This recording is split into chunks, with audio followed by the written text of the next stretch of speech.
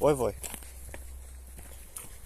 Yllättäen tosiaankin siitä elämän muuttamista nyt ei tullut hirveästi yhtään mitään, mutta se oli oikeastaan oletettavaa niin kuin aiempien kokemusta perusteella, niin siinä ei ollut mitään sinänsä yllättävää, se oli vaan todennäköistä. Ja sitten se muuttaminen, mitä se nyt olisi ollutkaan spesifisti, niin se oli enemmän semmonen mahdollinen lottovoitto kaikessa kosmisessa kaauksessa, mutta joo, no sitä se elämä pääosin on. En mä nyt sano, että mitään hyviä asioita olisi tapahtunut, mutta se mikä oli alkuperäinen päätavoite, tai mitä päätavoitteita oli niin kuin näihin tämmöiseen, no oikeastaan mä sanoisin melkein anakoreettisuuteen, jotain semmoista askettisuutta mä varmaan hain, mielenselkeyttä ja kaikkea vastaavaa. Ja varmaan nykyään se on aika ymmärrettävä informaatio tulvalla ja tulvassa ja näin, mutta niin siihen ei kyllä, mä en kyllä halua menettää tästä on niin paljon kaikkea paskaa, tai siis heinä, mutta niin kuin kyllä nyt jotain positiivistakin on tapahtunut, mutta en sanoisi, että kehitystä. Aina tapahtuu hyviä asioita, mutta kokonaistilanne ei välttämättä muutu parempaan suuntaan niin, että tulevaisuudessa tulisi kasvua ja enemmän positiivisia asioita. Mutta tietysti pitää itsessään siitä olla tyytyväinen, että asiat ei mene huonompaan suuntaan. Vaikka tietyssä pisteessä se ei välttämättä ei ole hirmu lohduttava ajatus, esimerkiksi jos vaikka on jotenkin todella masentunut ja mitä en kyllä ole, mutta enkä koskaan ole mitenkään syvästi ollut masentunut, mutta siis esimerkiksi siinä tilanteessa se, että asiat ei mene juuri sillä hetkellä huonompaan suuntaan, niin sen ei enää auta, kun on tarpeeksi syvällä siinä elämän epätoivossa. Mutta joo, ihmisten on muutenkin hirmu helppo aina. Siis ongelma on se, että silloin kun ihmisillä menee hyvin, niiden on hirmu vaikea jotenkin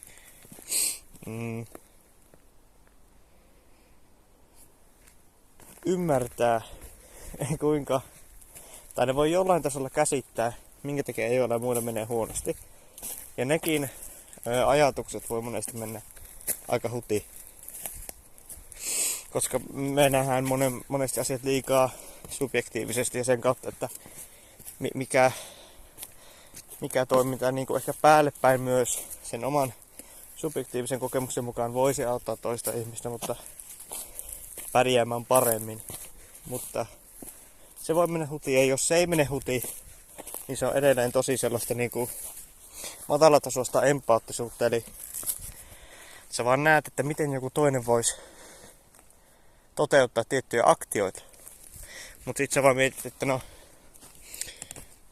se vaan voisi nyt toteuttaa ne, koska se että se ihminen voisi toteuttaa ne, ei tarkoita vielä sitä, että se voi oikeasti toteuttaa ne. Tavallaan, jos me nähdään, että teoriassa joku asia on mahdollinen, niin se ei tarkoita, että se ihminen pystyy siihen käytännön tasolla, koska tulee niin paljon taustatekijöitä. Ja nyt me tullaan siihen subjektiivisuuden ongelmaan ja siihen, että jokainen on yksilö ja sitten jos sä pystyt vaikka, kun sulla on huono mieli ja ylipainoa, niin sä pystyt vaikka tsemppaamaan, käymään salilla ja laihuttamaan ja syömään vähemmän ja sitten susta tulee iloinen. Niin siinä on selvät aktiot. Mutta se, että no ensimmäinen tekijä on se tossa esimerkissä. Vaikka toinen toimisi samalla tavalla, niin lopputulokset ei ole samoja. Ainakaan samassa aikamäärässä. Et esimerkiksi, no se on totta, että jos sä vaikka treenaat tosi kovaa, niin sä todennäköisesti laihdut. Jos sulla ei ole mitään sairauksia. Ja se on pieni prosentti väestöstä, jolla on semmoisia, että se estää kokonaan laihtumasta. Mutta ihminen, joka tekee saman verran esimerkiksi liikuntaa ja syö saman verran, niin sillä voi tulla täysin erilaisia tuloksia. Ja varmaan viittaa samaan suuntaan, mutta joka tapauksessa. Esimerkiksi hyvä esimerkki on se, että osa ihmisistä, kun ne kävelee normaalisti, niin ne niin kuin, ei kävele. Mä nyt sekoitin siihen, kun mä kävelen itse jo. Mä vaivaa, kun mä puhisin ihan vitusti. Varmaan niin paska kunto. Mutta tää voisi sitä kehittää ja sitten vaikea puhua samalla. Mutta se pointti on siis se, että jos sä vaikka olet päivän aikana suhteellisen paikallasi, saatat silti liikkua ihan hirveästi, mikroliikkeitä koko ajan. Ihmiset, jotka liikkuu paikallaan koko ajan, heiluttaa jalkaa ja kättä, ne polttaa ihan hirveästi enemmän kaloreita. Ja sit sulla on ihminen, joka laikuttaa ja toinen laihuttaa. Molemmat syö saman verran, treenaa samalla intensiteetillä saman verran viikossa, mutta toinen vähän liikkuu enemmän paikallaan. Ja sit sä näet eri tuloksia. Koska toiselle se kalori defisiitti, missä se on, riittää just siihen, se pystyy laihuttaa pikkuhiljaa. Mutta toiselle se on sitä, että sen paino pysyy samana about vaikka. Et jos se kaloridefisiitti on joku 300 kaloria just. Mä en ole varma, onko se just 300 kaloria, mutta mä tiedän sen, että siinä on ihan merkittäviä eroja, jotka tämmöisiä tilanteita voi syntyä. Ja toi ei vielä tarkoita, että se on mahdotonta ja että se ihminen ei voi suottaa laihuttaa näistä esteistä huolimatta, koska seuraavaksi sanotaan, mikä on ihan validia, niin sanotaan, että no, yritä vähän kovempaa. Että välillä asiat on vaikeampia kuin jollekin toiselle, mutta kova työ palkitsee. Niin seuraavaksi meidän pitää kysyä ekaksi jo se, että kykeneekö tämä ihminen toteuttamaan sen saman asian. Ja se on jo ongelmallista. Myös, että tavallaan se, että pystyykö se toinen ihminen syömään samalla tavalla, laihduttamaan samalla tavalla. Eli vaikka sillä ihmisellä ei olisi esimerkiksi sitä, että sillä toisella ei olisi etuasemaa, onko se etuasema? Hei. Siis, onko se? On se varmaan, mä en osaa sanoa. Mutta se, että toisella on niinku parempi lähtöpaikka, niin jos sanotaan, että molemmilla on samat lähtökohdat, niin etulyöntiasema se on. Niin jos molemmilla on samat lähtökohdat ja toinen vaan kykenee tekemään se aktio ja toinen ei, sen takia, että siitä huolimatta, vaikka nyt on periaatteessa sama tilanne, se aktioon liittyy monta tekijää. Ensinnäkin se, että näistä ihmisistä toisella voi olla ihan erilaiset biologiset tilat. Siis ihan jo se, että minkälaiset dopamiinitasot niillä on, minkälaiset serotoniinitasot niillä on, minkälaiset testosteronitasot niillä on, estrogenitasot, kaikki nämä asiat. Ja sitten se, että minkälaisessa työssä ne käy. Onko niillä työtä? Miten paljon niillä on aikaa? Miten paljon niillä on rahaa? Me nähdään heti, että tulee tämmönen niinku taustalle tämmönen rengas taustatekijöitä, jotka tavallaan kun sä summaat yhteen, mikä on tosi monimutkaista, jota on niin kompleksia, että meidän pitää yksinkertaistaa ihmisenä. Se on ihan ymmärrettävää, että me ei nähdä näitä kaikkia asioita, koska miten sä edes niitä lähdet määrittämään ja laskemaan. Mutta niinku, vaikka aina kun meillä on tämmöisiä komplekseja systeemejä, niin periaatteessa me voidaan yrittää tehdä sillä tavalla, että me katsotaan niiden arvo ja me katsotaan, että mitkä on prosentuaalisesti merkittävimpiä tässä yhteydessä. Mutta tossakin me nähdään se ongelma, että jos meillä on niinku, tää on hyvä esimerkki on tähän niinku, tai tää on paras minkä mä oon keksinyt, jos sulla on niinku moottori, sulla on näitä eri osia ja sit joku osa on pieni prosentuaalisesti, se tuntuu pieneltä osalta, mutta jos sä ohitat sen, niin sillä onkin isompi arvo, niin se koko moottori ei toimi ilman sitä, sit sillä on niinku isompi arvo mitä oletetaan. Niin se voi nähdä tässä, saatetaan ohittaa joku tärkeä seikka, joka muuttaa koko systeemi. Mutta jos me katsotaan näitä asioita, niin niissä syntyy hirmu isoja eroja joka tapauksessa. Ja mun mielestä me voidaan, koska tää on niin turha tämmöistä on niin edes pohtia, tai tää on jonkin tosi empatia, tää on ihan hyvä. Mutta siitä jos me lähdetään ulkopuolelle, niin me mietitään ihmistä, A, joka haluaa laihduttaa, ja B, joka haluaa laihduttaa. Niin me nähdään se ongelma, että jos se A onnistuu ja B ei, ja sanotaan, että ei ole kyse mistään taustatekijöistä, että vaikka se ihminen A olisi jotenkin ollut B-tilanteessa, ja miten pitäisi se voitaisiin toteuttaa, pitää heti miettiä kumman aivolla se olisi ollut bla bla bla, mutta niin kuin ei miten se voisi toimia, mutta jos niin kuin, niin joka tapauksessa, niin voiko se, että se A jotenkin oli vaan niin kuin että se halusi laihtua ja se B ei niin kuin silleen oikeasti halunnut. Että mikä se on tavallaan se, että kun sanotaan, että sä pystyt, kun sä yrität tarpeeksi, niin onko se aito väitös silloin se, että ihminen B, joka haluaa laihduttaa, ei vaan halua oikeasti laihduttaa, vai mikä se perusajatus on? Mun on vaikea ymmärtää tavallaan sitä, koska jos sanotaan, ja sitten me nähdään se, jos sanotaan vaikka, että lihavat on laiskoja, ja se nyt on niinku vaan, joskus voi jonkun määritelmän mukaan pitää varmaan paikkaa sekin, todellakin, mutta niinku, sillä ei mitään väliä, koska heti me tullaan siihen ongelmaan, että sä kerrot jonkun ominaisuuden, ja sit sun pitää miettiä sitä, että no, vaikuttaako ne siihen niiden ominaisuuteen, voiko ne vaikuttaa siihen? No voi varmaan jossain määrin, mutta niinku, tuntuu taas siltä, että puhutaan jostain, mikä on sun vaikutus vallan ulkopuolella enemmän. Kompleksisista systeemeistä. Asiat ei ole niin yksinkertaisia.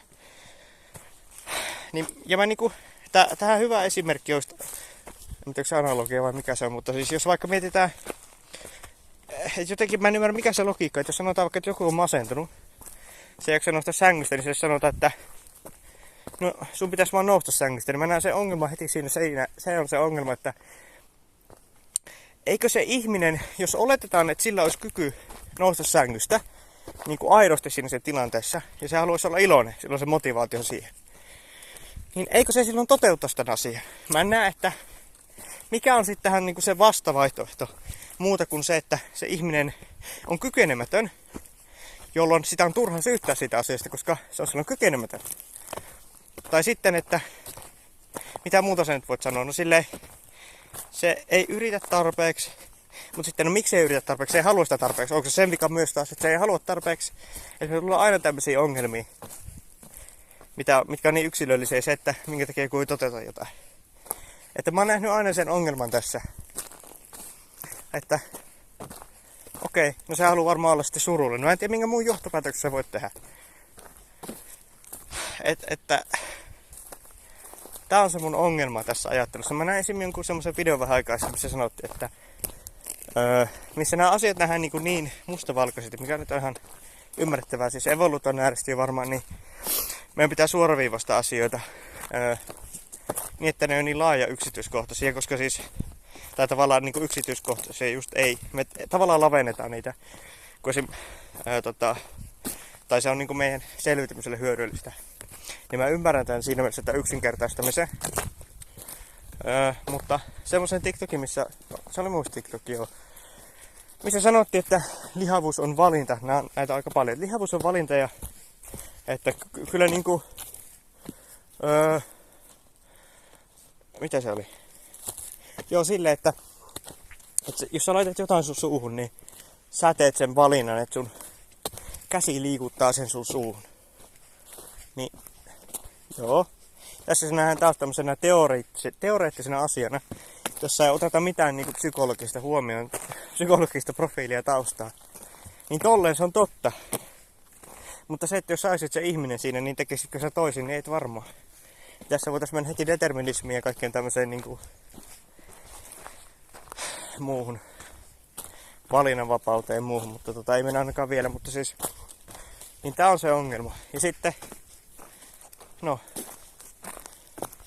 ja sitten jos joku valittaa, että sanot on vaan koska itse olet ihan hirveän lihava ja puolustelet lihavuuttasi, niin mä en oo lihava, mä en oo ylipainoinen, mutta ja mä näen tämän vaan monissa asioissa. Vaikka itse en ole hirveästi tätä kohdannut, mutta huomaan somessa ja muualla paljon tällaista keskustelua. Yleensä se on niin, että ihmiset, joilla menee suhteellisen hyvin, niin ne kertoo niille, joilla ei mene hyvin, että miten asiat pitäisi tehdä. Tää on tavallaan se, että tää on oikeastaan tommosessa motivaatiopuheissa ja tommosissa niin kuin läsnä tosi paljon ja motivaatio-ohjeissa ja kuruissa ja tämmöisissä on just ongelmana se, että me nähdään, että on ihmisiä, joilla menee huonosti ja sillä kurulla menee tosi vitun hyvin.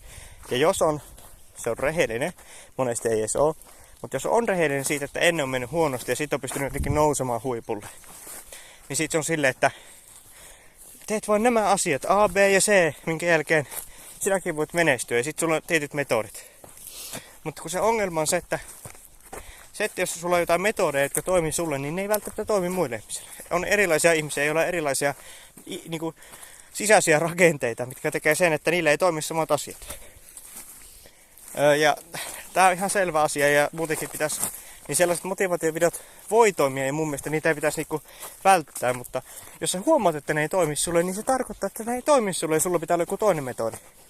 Voi käydä hyvä tuuri, että ne toimii sulle, koska kaikista huolimatta, jos meillä on tämmöisiä motivaatiopuhujia, joilla on jotain aitoja metodeja, että ne ei vaan hypätä sua, koska siinä ei niinku rakennu mitään aitoa niinku tämmöistä neurokemeellistä yhteyttä, eli toimintamallia, joka sitten auttaisi vaan, että jolla ei ole aitoja metodeja, niin sä voit silti kokeilla sitä, koska ne on ne metodit, mistä puhutaan monesti sellaisia, että isolle prosentuaaliselle osuudelle ne voi toimia. Mutta se ei tarkoita, että silti toimii sille katsojalle juuri. Mutta sitten just, jos me mennään niin kuin mahdollisimman pitkälle tässä mun mielestä empatiassa, kun tavallaan kyse on just toisen ymmärtämisestä. Että siinä, että me ymmärrettäisiin se, että ihmiset yrittää parhaansa siinä tilanteessa, missä ne on, niiden aivoilla ja niiden taustalla. Se on niinku se ultimaattinen empatia. Ja se ei tarkoita sitä, että jos joku tekee jotain väärää, että se ei saa sanktiota, jos se on yhteiskunnallisesti toiminut väärin ja aiheuttaa mulle harmia. Siitä tulee joku, se joutuu vaikka vankilaan siitä, se on ihan fine. Mutta se, että oliko se jotenkin se ihmisen vika, niin teknisesti kyllä, mutta tälleen niin kuin laajemmin ajateltuna ei. Ja nyt mä tuun siihen, koska nyt pitää puhua determinismista ja pitää puhua siitä, että vapaasta tahdosta ja näin edelleen. En näe mitenkään mahdollisena, pidän erittäin epätodennäköisenä ainakin, että meillä ihmisillä voisi olla vapaata tahtoa. Ja tässä se ongelma on just, tai se syy on se, että mä voisin pohjustaa tätä ensin niin kuin fysiikan kautta. Niin me tietää se, että kaikki maailmankaikkeudessa rakentuu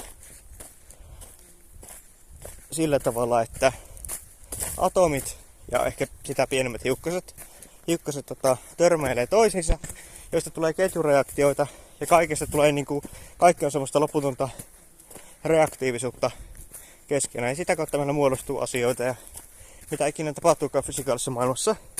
Ja tämä tarkoittaa sitä, että jos me mennään ajassa taaksepäin, niin kaikki fysikaaliset ilmiöt voi aina tavallaan silleen kelata taaksepäin, jos meillä olisi ainakin siihen teknologiaa.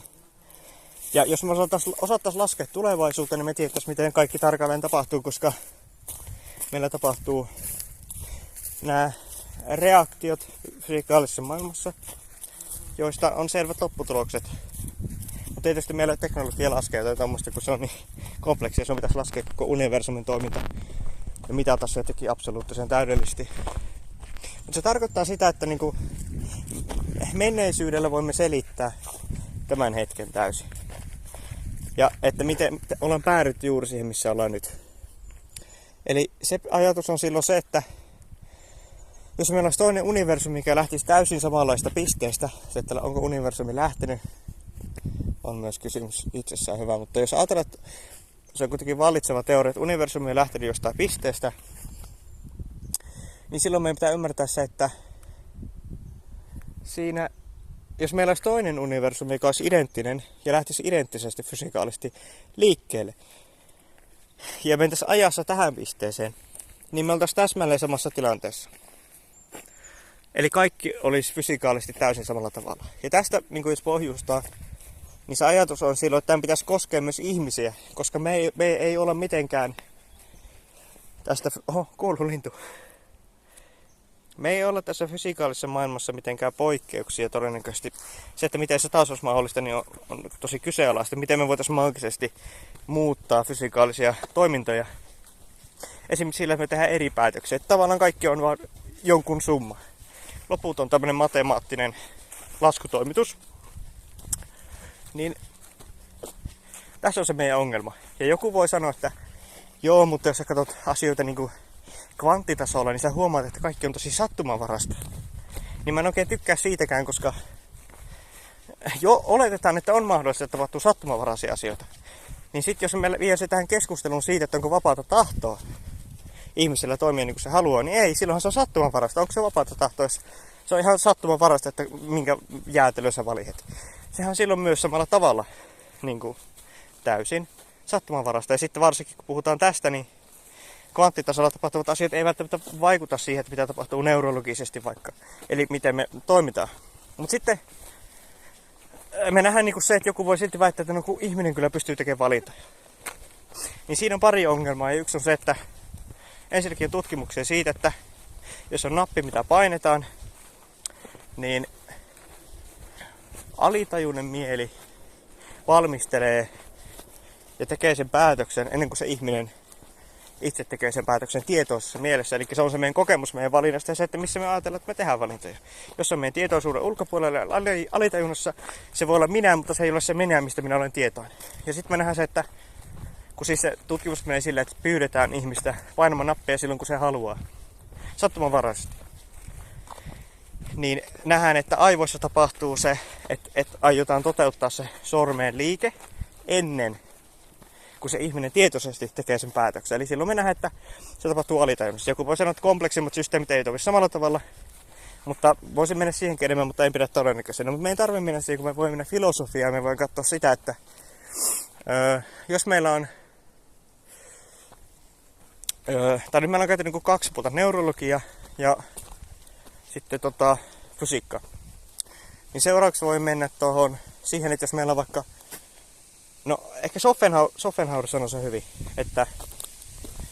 että sä voit, no se ei ehkä sanonut tätä, mutta se perustuu siihen, että kun me tehdään meidän halujen perusteella toimia, niin Schopenhauer sanoi, että me ei voida haluta mitä me halutaan, niin silloin jos meidän halut on meidän päätöksen ulkopuolella ja kaikki meidän toiminta perustuu meidän haluihin, niin sehän tarkoittaa, että me ei hallita meidän elämää ja me ei voida tehdä päätöksiä, koska jokin meidän ulkopuolinen primäärinen osa päättää ne meidän halut. Tai ympäristö, me reagoimme siihen ympäristöön. Niin toi on ensimmäinen asia. Ja toinen, mikä ehkä tekee, niin kuin viimeistelee tämän jutun, on se mun mielestä, kun on semmoinen esimerkki siitä, että jos on aasi, ja sitten sillä aasille annetaan 2 vaihtoehtoa, että se voi syödä, no mä en muista mitä se menee spesifisti, mutta vaikka että se voi syödä omenan tai päärynä. Niin sitten se aasi, jotta se toimii jotenkin, niin siinä on joitain vaihtoehtoja. Ensimmäinen on se kvanttimekaniikka-ajatus, että it's random, ja sitten se aasi ottaa vaan kumman jomman ja se on ihan randomia. No niin, siinä ei ole vapaata tahtoa, koska sattumanvaraisuus ei ole vapaata tahtoa. Ja toinen asia, no se aasi se vaan ei ota kumpaakaan, koska sillä ei ole niinku mitään semmoista syytä ottaa kumpaakaan. Sillä se ei niinku, eli tää on niinku se vapaatahdon ajatus, olisi, että sillä ei ole syytä ottaa kumpaakaan. Sen kummemmin, koska jos sillä ei on vapaa tahto, niin sen pitää olla ärsykkeiden ja aiempien kokemusten ulkopuolinen, eli non-deterministinen voima. Ja silloin sillä ei ole mitään motivaatiota valita kumpaakaan, mikä tarkoittaa, että se kuolee nälkään. Koska se ei valita kumpaakaan. Niin me ihmistä ei toimita noin. Ja se 3. vaihtoehto on, että niin, mikä tapahtuu. Hyvinkin todennäköisesti. Se aasi ottaa kumman jomman. Mutta se ottaa sen jonkun aikeen ja halun tai jonkun aiemmin tapahtuneen asian perusteella, mitkä on johtanut siihen pisteeseen. Eli siellä on taustatekijöitä, jotka johdattaa se siihen. Koska jos ei ole yhtään taustatekijöitä ja on tyhjyys, niin ei tapahdu mitään, koska päätöksenteko perustuu taustatekijöihin. Kaikkeen mahdolliseen. Muistoihin. Siihen tilaan, säähän, kaikkeen tämmöiseen niin kuin ihan absurdin pieniä asioita. Niin mä en tiedä osaisinko mä selittää tätä kunnolla, mutta siis toi on se perusajatus. Ja sitten me nähdään se, että no onko ihmiselle sitä vapaata tahtoa, niin ei todennäköisesti ole. Ja sitten voisi vielä antaa, tähän voisi ottaa semmoisen teistisen ajatuksen vaikka sielusta. Mutta mä näen senkin ongelmallisena siinä mielessä, että sielu tai sielun olemassaolossa on pari ongelmaa. Ensinnäkin me tiedetään se, että aivoissa tapahtuu asioita, jotka on tavallaan meidän tietoisuutta ja meidän niin kuin, siellä on meidän muistot ja se mitä me tehdään päätöksiä. Sitä on aika turha kieltää, koska jos me katsotaan kaikkea neurologiaa, niin me ymmärretään se. Ja sitten siellä on niin kuin se minä-kokemus ja näin. Mutta sitten sanotaan, että sielu on se minä-kokemus ja näin. Ja vaikka aivossa tapahtuu jotain, niin se on se sielu. Niin sitten se ongelma on se, että jos ihmisellä on vaikka muistisairaus, tämä on paras esimerkki tästä mun mielestä, niin mitä sille ihmiselle tapahtuu, kun sen aivot alkaa rappeutumaan? No se ei ole enää oma itsensä ja se hävittää muistoja ja se ei pysty enää tekemään päätöksiä oikeastaan samalla tavalla ja se muuttuu täysin. Se minä muuttuu ja niin kuin hajoaa pikkuhiljaa. Se ihminen häviää, kun aivot tuhoutuu. Eli eikö se sielu pystyisi jotenkin jatkamaan toimintaa? Ja tämä on mun mielestä ongelmallista sitten tässä, että miten olisi sielu. Mä en kiellä, että se ei ole ihmeellistä, että tietoisuus syntyy aivoissa jotenkin fysikaalisista asioista, mutta mä en myöskään näe, miten se voisi olla sielu. Ei nykyisen tietämyksen perusteella. Niin mä ajattelen, että deterministisyys, eli ajatus siitä, että ei ole vapaata tahtoa, mikä vaikuttaa todennäköisimmältä. Jos tästä on kysymyksiä, ei kukaan varmaan katso tätä videoa koskaan, mutta jos on, niin voi kysyä, voin tarkentaa tai korjata. Mutta se pointti on niinku se, että siitä huolimatta, mulle tuli puhelu, mä en tiedä katkaisiko tää nyt vai ei, mutta niin siitä huolimatta me ihmiset niin kun ollaan siis kyllä, meillä on vastuu. Eli jos vaikka joku tekee jotain väärin, niin no, se joutuu vankiloissa murhaan jonkun. Ja se on sinänsä väärin ainakin meidän subjektiivisesta moraalikäsityksestä. Ja moraalikäsitys on taas toinen asia, jonka absoluuttinen moraali, niin en jaksa siitä jauhaa nyt, mutta toi, että vaikka me nyt tullaan siihen lopputulokseen, että kukaan ei voisi valita mitään, niin on pragmaattisesti paljon hyödyllisempää uskoa, että me voidaan, ja me automaattisesti uskotaan, koska evoluution äärestä meillä on semmoinen kokemus. Joku evoluution moduuli, että no niin me tehdään päätöksiä, että kyllä me nyt uskotaan siihen. Ja sitten toinen asia on se, että me voin silti yrittää ymmärtää ihmisiä, jotka tekee hirveitä asioita. Että no esimerkiksi jos joku murhaa jonkun, niin jos tulisi toinen universumi, jossa asiat lähtis samasta pisteestä, niin ihminen olisi toiminut aina samalla tavalla. Eli se oli vähän niin kuin sen kohtalo. Sille ihmiselle kuului käydä näin. Vaikka sen kummemmin ei kuulu käy mitenkään. Mä en usko, että siinä on sellaista intentiota takana kellään millään, mutta näin vaan käy.